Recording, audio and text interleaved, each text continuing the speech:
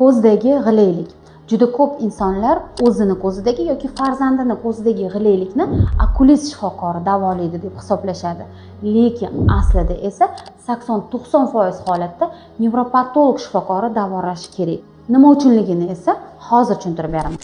Bosh miyamizda 12 juft nerv bor. Shulardan 3-juftni ko'zni harakatga keltiruvchi nerv va 6-juft esa uzoqlashtiruvchi nerv hisoblanadi.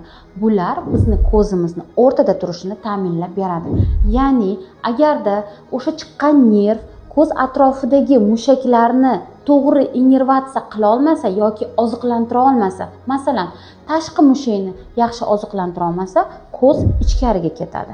Agarda ichki mushakni oziqlantira olmasa, demak ko'z tashqariga keta boshlaydi. Aslida bu nerv nima uchun ishlamaydi? Odatda bosh miyadagi gipoksiya yoki ensefalopatiya sabab bo'lishi mumkin. Juda ko'p yosh ota-onalarimiz farzandini kichkinaligidan ko'zida g'ilaylikni sezadi, lekin o'z vaqtida davolatishmaydi va natijada bu g'ilaylik bir umrga qolib ketish ehtimoli yuqori bo'ladi. Bu holatni qancha voqeli aniqlab va o'z vaqtida shifokorga murojaat qilinsa, shuncha tez davolanadi. Agarda ushbu video sizga foydali bo'lgan bo'lsa, hoziroq sahifamga obuna bo'ling va yana ham muhim ma'lumotlarni bilib boring.